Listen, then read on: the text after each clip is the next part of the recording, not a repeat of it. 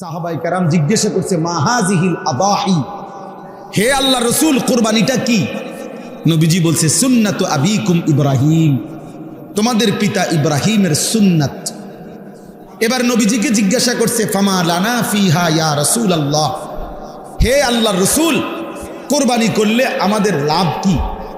নবীজি বলছে বিকুল্লি শাআরাতিন হাসানা, প্রত্যেকটি পশমের মধ্যে এক একটা নেকি।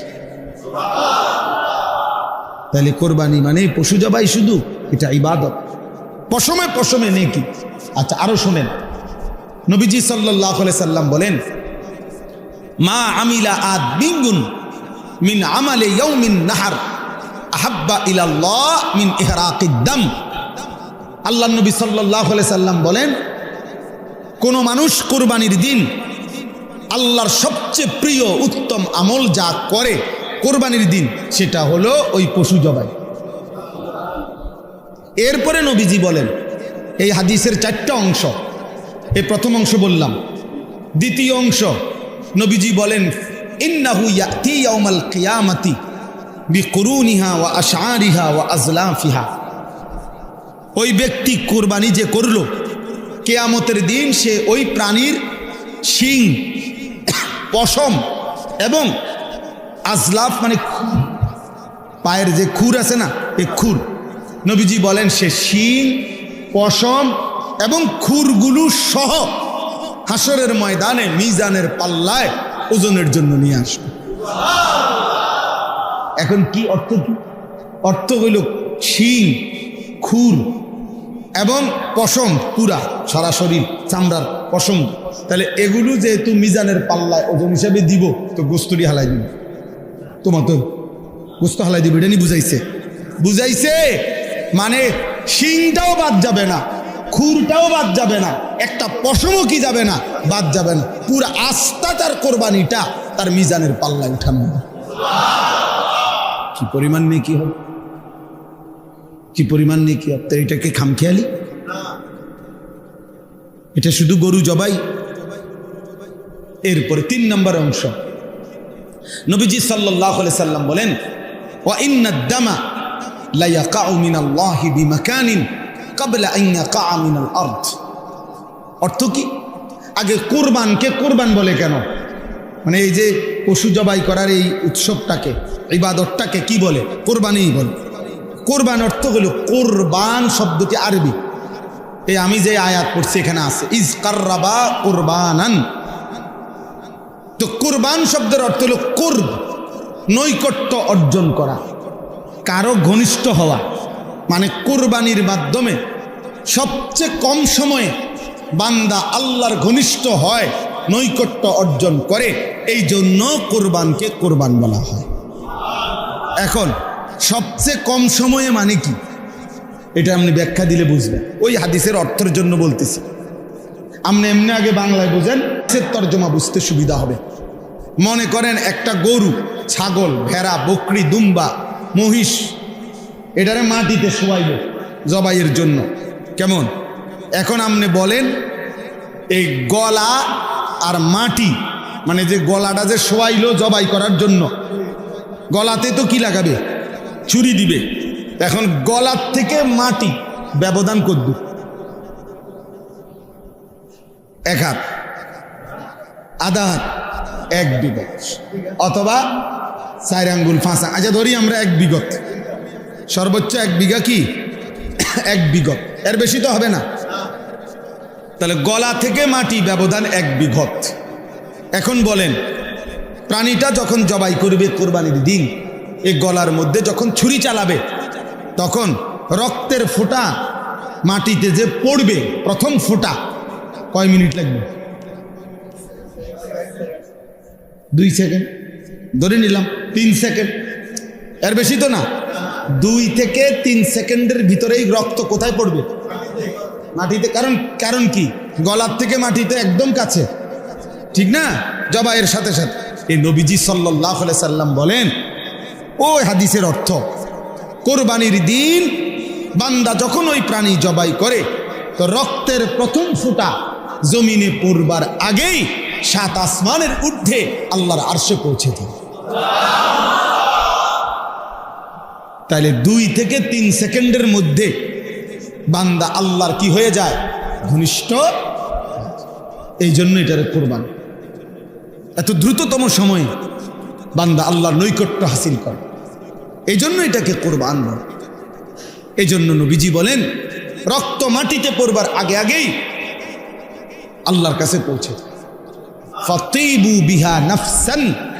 এবার নবীজি বলেন 4 নম্বর অংশ হাদিসের, নবীজি বলেন অতএব তোমরা খুশি খুশি কোরবানি করো। কি কোরবানি করো? খুশি খুশি দিলে, খুশি খুশি খুশি। কি করুম আর, যা বেশি জন বিরক্ত করো রে, যা দিমু এবার করো। আর কি করার আছে? এটা নিয়ে কোরবানি। প্রতি বছর দিয়ে আইতে আসি, হ্যাঁ 10 জনের লগে চলন লাগে, হ্যাঁ মানুষে কি মনে করব, যা দেও। আর কি করার আছে? এটা নিয়ে কোরবানি। এই বুঝেন না? যাক, আর এক উসিলায় মাইয়ার শ্বশুর বাড়ির থেকেও কিছু লোক খাওয়ানি বাকি রয়েছে, কথাবার্তা, হ্যাঁ দাও, আরেক নাম বাড়াই দাও। এই উসিলায় মানুষ 200 খাওয়াই দিলাম, 100 খাওয়াই দিলাম। এটা নিয়ে কোরবানি? এটা ইবাদত। এটা কি? আল্লাহর নবী এর জন্য বলছে খুশি খুশি কোরবানি কর। এটারে পেরেশানি মনে করো না, বিরক্ত মনে করো না, এটারে ঝামেলা মনে করো না, খুশি খুশি কোরবানি কর, খুশি খুশি কোরবানি কর। অতএব এবার আমার কথার সমাপ্তি। এই আয়াতের মধ্যে আল্লাহ তাআলা বললেন ওয়াতলু আলাইহিম নাবা আবনাই আদামা বিল হক। হে নবী, আপনি আদমের 2 সন্তানের কাছে, আদমের 2 ছেলে হাবিল কাবিল, তাদের ঘটনাটা আমার বান্দাদের কাছে স্পষ্ট করে বলেন। ইজ কাররাবা কুরবানান, যখন তারা 2 ছেলে 2 জন কোরবানি করলো, ফাতুকুব্বিলা মিন আহাদিহিমা ওয়ালাম ইউতাকাব্বাল মিনাল আখার। একজনের কোরবানি কবুল হলো, আরেকজনের কোরবানি কবুল হলো না।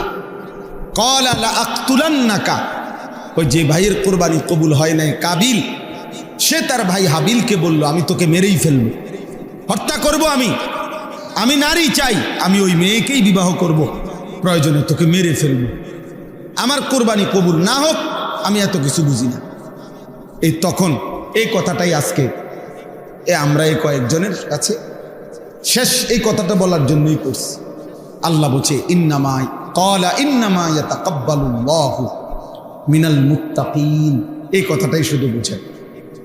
হাবিল তখন বলছে তার ভাই কাবিলকে যে ঠিক আছে ভাই, আমি বুঝছি তুমি আমারে মেরেই ফেলবা, আমি বাঁচব না, তবে আমি জীবন দেওয়ার পূর্ব মুহূর্তে একটা কথা বলে যাই। বলছে কিয়ামত পর্যন্ত মনে রাখবা প্রিয় ভাই আমার, সর্বযুগে সর্বকালে আল্লাহ ইবাদত কবুল করবেন তার, গুনাহ মুক্ত জীবন হবে যার। ইন্নামা ইয়াতাকাব্বালুল্লাহু মিনাল মুত্তাকিন।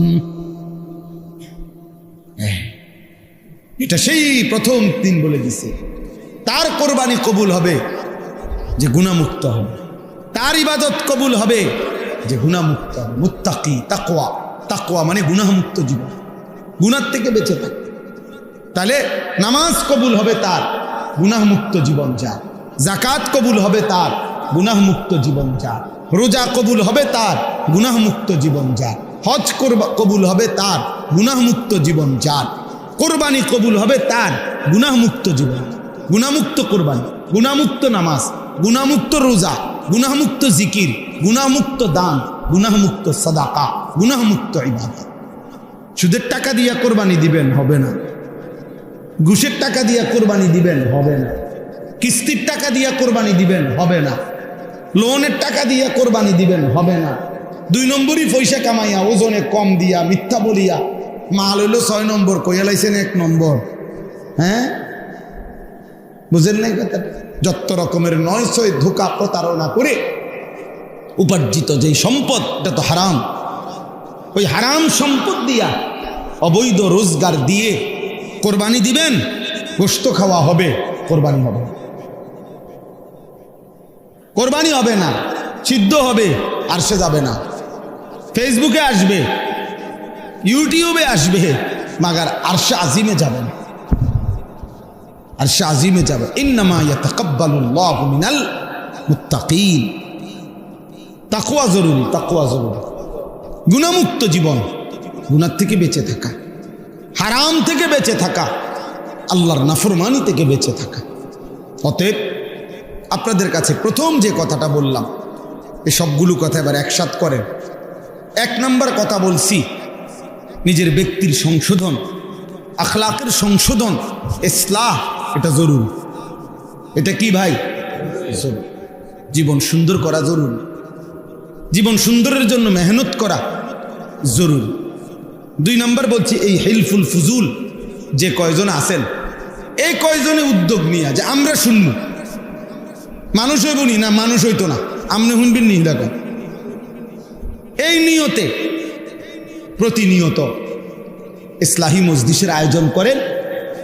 দেখবেন ইখলাস ও তাকওয়ার বরকতে আল্লাহর বান্দাদের দিলের মধ্যেও ছুঁয়ে যান। আমার একবার দাউদকান্দিতে এক মসজিদের ইমাম সাহেব, বিশ্বাস করেন কত আমনের মতো বয়সী হবে, বয়স্ক মানুষ, ইমাম সাহেব আমারে জড়ায় ধরা একদিন আমারে বলতেছেন যে হুজুর, আমি আজকে 26 বছর এই মসজিদে ইমামতি করি, অল্প কয়টা বেতন পাই। কয় যে হুজুর, আমি আমার বিবি বাচ্চার কত আবদার জীবনে পূরণ করতে পারি নাই অভাবের কারণে, কাইন্দা দিছে। কয় যে হুজুর, আমার আল্লাহ আমারে, আমি 26 বছর এই মসজিদের খেদমত করি, একই মসজিদে, ছোট একটা মসজিদ। বলতেছে হুজুর, আমার আল্লাহ আমারে, আমার তো দুনিয়ার কোনো স্বপ্ন, বাচ্চাদের আশা আকাঙ্ক্ষা কত কিছু পূরণ করতে পারি নাই অভাবের কারণে, আমার আল্লাহ আমারে আখিরাতে দিবনি। আমি কি বলতাম কর, আমি জড়াইয়া ধরে ওনারে অনেক কাঁদছি, কাইন্দা বললাম হুজুর, আমি বলেন কি, ইনশাআল্লাহ আল্লাহ আপনাকে এই পরিমাণ দেবে, সেদিন আপনি এবং আপনার পরিবার খুশিতে আনন্দে আত্মহারা হয়ে যাবে, আনন্দে আত্মহারা হয়ে যাবেন। আলেমে দ্বীন কখনো কারো উপার্জন মাসে 8,000 10,000 টাকা, আর ওই বেয়াদব সে নাকি নেতা। এই বেয়াদব পরিষ্কার বলতেছে, মুসলমান নারীদেরকে বলতেছে, তোমরা মোল্লা মৌলবীর বাচ্চা পেটে নিবা না। এত বড় জানোয়ার মুসলমানের ঘরে জন্ম নিল কেমনে? এত বড় বেঈমান, কি পরিমাণ আশ্চর্য কথা, চিন্তা করে দেখেন। নারীর মর্যাদা, নারীর অধিকার, ওলামায়ে কেরাম এ ব্যাপারে কিচ্ছু বলে নাই, বলছে কোরআন সুন্নাহ বিরোধী। নারীর অধিকারের নামে যে প্রস্তাবগুলো দেওয়া হয়েছে এগুলো প্রত্যাখ্যান করছে। কথা বলেন না কেন? ইসলাম বলছে বাবার মৃত্যুর পরে আপনার উত্তরাধিকার সম্পত্তি 2 বোন 1 ভাই, নাকি? এটা আপনারা সবাই জানেন, এটা তো কোরআন শরীফের আয়াত। তো ওরা বলতেছে না, এটা সমান করতে হবে। এখন এই কথাটা যে কোরআন সুন্নাহ বিরোধী, এটা বলবার জন্য সামান্যতম আকল দেমাগ আছে, সে বুঝবে না কথা, এটা সেটা বুঝবে। আপনি যদি বলেন যে এরকম করলো কেন, তা আপনি গোটা ইসলাম সব বুঝেন, কথা বলেন না কেন? আল্লাহর সব বিধান আমরা বুঝি, তো আল্লাহর ফয়সালা আমরা মানি না। আপনি কবরের আযাব বুঝেন, আপনি হাসরের আযাব বুঝেন, তো তাইলে আল্লাহ তাআলার প্রত্যেক কথা সত্য, সঠিক, যৌক্তিক, ইনসাফ। নবীজি বলছে, আয় আল্লাহ, আদলুন ফিয়া কাদাউক, আপনি আমার ব্যাপারে, যার ব্যাপারে যে ফয়সালা দিছেন, এটাই ইনসাফ, এটাই সঠিক, এটাই আদল। আল্লাহ তাআলা বান্দার উপরে জুলুম করবে, আল্লাহ বান্দার ভালোটা বুঝবে না, আর এই নাফরমান কয়েকজন মহিলা বুঝবে, এটা সম্ভব? যাই হোক, আমার বলার উদ্দেশ্য হলো ওলামায়ে কেরাম থেকে বিচ্ছিন্ন হবেন না। ওলামায়ে কেরাম থেকে বিচ্ছিন্ন করার জন্য যারা যত কষ্টই করুক, ইনশাআল্লাহ, এটা তো স্পষ্ট হয়েছে, 15 বৎসর কত রকমের মিথ্যা অপবাদ দেওয়া হয়েছে, কত জেল জুলুম, কত নির্যাতন হয়েছে আলেমদের উপরে। আজকে সেই আলেমরাই এখনো সেই মসজিদ মাদ্রাসা আলেম ওলামা বাংলাদেশে আছে, কিন্তু ওই জুলুমবাজ আর বাংলাদেশে নাই।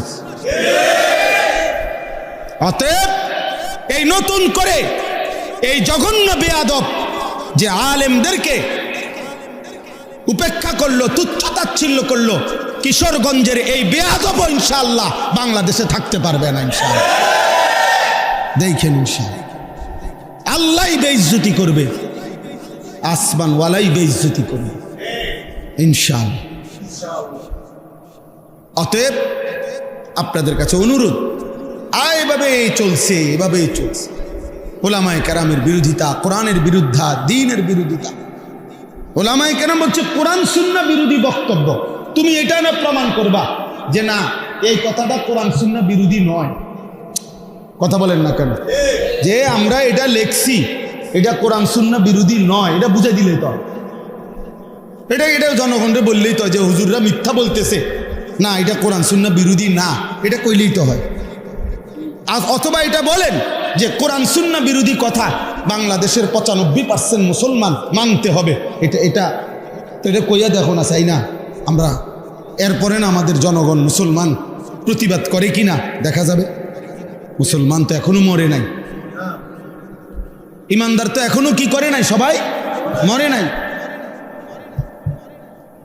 এই জন্য আমি আপনাদের কাছে বললাম আমরা প্রত্যেক ইনশাআল্লাহ এই কোরবানি কিছুদিন আগে, কয়েক বছর আগে আমি নিজেও একবার পত্রিকায় দেখছি, এক ভদ্রলোক পরামর্শ দিছে কোরবানিতে এই ব্যাপক পশু জবাই না করে এগুলো গরিব দুঃখীকে দান করে দিলে ভালো হতো। হেতের বুদ্ধি, হেতের বুদ্ধি। অর্থাৎ শরীয়তের একটি বিধানের জন্য যে টাকাটা খরচ হয়, এটা শরীয়তের এই বিধান পালন না করে ওনার গরিব দুঃখীর লেগে মায়া লাগছে, গরিব দুঃখীর লেগে তুমি ভিন্ন টাকা উঠাইয়া মানুষদেরকে ভিন্নভাবে দান সৎকা করার জন্য উৎসাহিত করতে পারো না? এই দেশের মানুষের কোরবানির টেহা দিয়ে গরিবকে দিতে হইব কেন? গরিবকে আলাদা টাকা দেওয়ার জন্য উৎসাহিত করতে আলেম ওলামারা নিষেধ করছে। কথা বলেন না কেন? নিষেধ করছে। আমরা বলছি যে গরিব দুঃখী এতিম অসহায়কে দিয়েন না, তো তুমি কোরবানির টাকা দিয়া গরিব দুঃখীরে দিবা কেন? কোরবানি না দিয়া, এটা তো শরীয়তের বিধান। শরীয়তের বিধান কিনা? নিজেকে গঠন কর। আমরা কিতাবে পড়ছি একজন নওজোয়ান তাগড়া যুবক মুসলিম মুজাহিদকে খ্রিস্টান সৈন্যবাহিনী গ্রেফতার করছে। তো গ্রেফতার করার পরে উনি অনেক বেশি সুন্দর, সুঠাম, চমৎকার দেহ ছিলেন। তো খ্রিস্টান সেনাপতি ওই যুবক মুজাহিদকে দেখে আকৃষ্ট হয়েছেন। নিজের মেয়েকে এই ছেলের কাছে বিবাহ দিবেন এরকম ভাবছেন। তো চিন্তা করছে আগে তাকে যে কোনো প্রলোভনে খ্রিস্টান বানাই, চেষ্টা করি, তারপরে তার কাছে মেয়ে বিয়ে দিই। তো বহুভাবে ওনাকে প্রলোভন দিছে, হুমকি ধমকি দিছে, উনি কোনোভাবেই মাথা নোয়ায়নি। শেষ পর্যন্ত বন্দি করছে। আমরা উর্দু কিতাবে পড়ছি। ওই যুবক মুজাহিদ এবার ওনার কামরার মধ্যে ওই সেনাপতি তার সুন্দরী মেয়েকে একাকী দিয়ে দিছে, আর বলছে তুমি তোমার রূপ যৌবন দিয়ে যে কোনোভাবে তাকে গুনাহে বাধ্য করবা। তো 3 দিন ওই মেয়ে ওই ঘরে ছিল। 3 দিন পরে সে বের হয়ে তার বাবাকে বলছে যে হে বাবা, নিশ্চিত ইন্নাহু হাজারুন আম শাজারুন, এই যুবক নিশ্চিত হয় পাথর নয়তো কোনো গাছ। সে আসলে কোনো মানুষ না, মানুষের কোনো অস্তিত্ব, প্রাণ, অনুভূতি তার মধ্যে নাই। লা ইয়ালতাফিতু ইলাইয়া মাররাতান, সে তো আমার দিকে একবারের জন্য চোখটা তুলেও তাকায় না। আমি আমার সব চেষ্টা করছি, হয়নি। তাইলে আলাইকুম আনফুসাকুম, নিজেকে মজবুত করা অনেক বড় নিয়ামত। কষ্টসাধ্য কাজ, কষ্টসাধ্য কাজ, কিন্তু সম্ভব, সম্ভব, আল্লাহর দয়া হলে সম্ভব। এই সমাজে আমরা